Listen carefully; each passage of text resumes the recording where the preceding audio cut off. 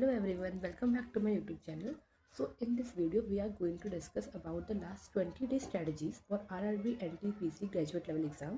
जैसे कि हम सब जानते हैं कि RRB NTPC graduate level exam जो टीयर 1 होता है उसमें टोटल नंबर ऑफ क्वेश्चंस जो आते हैं वो 100 क्वेश्चंस आता है। उन 100 क्वेश्चंस में से 40 क्वेश्चंस होते हैं वो जीके के होते हैं, 30 क्वेश्चंस जो होते हैं मैथ्स के होते हैं और 30 क्वेश्चंस जो होते हैं वो रीजनिंग के होते हैं।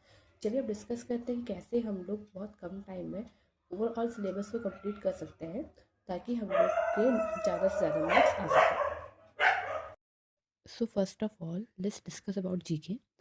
जीके में ओवरऑल जो होता है 40 क्वेश्चंस आते हैं, जिसमें से सबसे ज़्यादा वेटेज जो होता है वो करंट अफेयर्स का होता है। करंट अफेयर्स में 10 to 12 क्वेश्चंस आते हैं।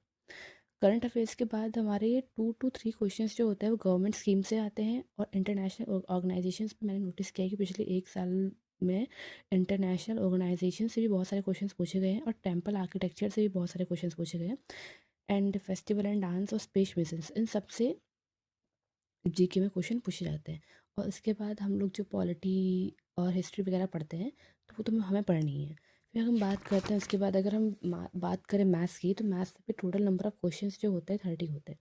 बट उसमें भी जो कुछ ऐसे टॉपिक्स होते हैं जो पूछे जाते हैं, जैसे कि रेस हो गया और पाइप और सिस्टम से क्वेश्चन आता है।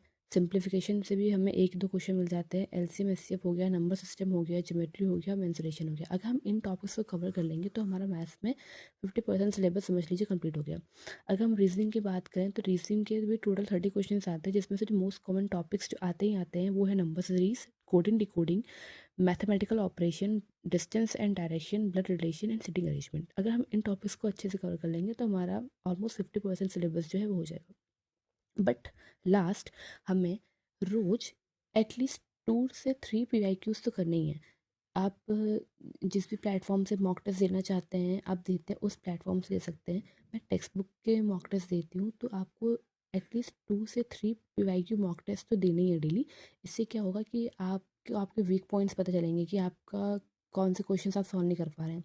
फिर आप उसी चैप्टर पे फोकस करिए, उस चैप्टर को अच्छे से पढ़िए ताकि आप और अच्छे से कर पाएँ।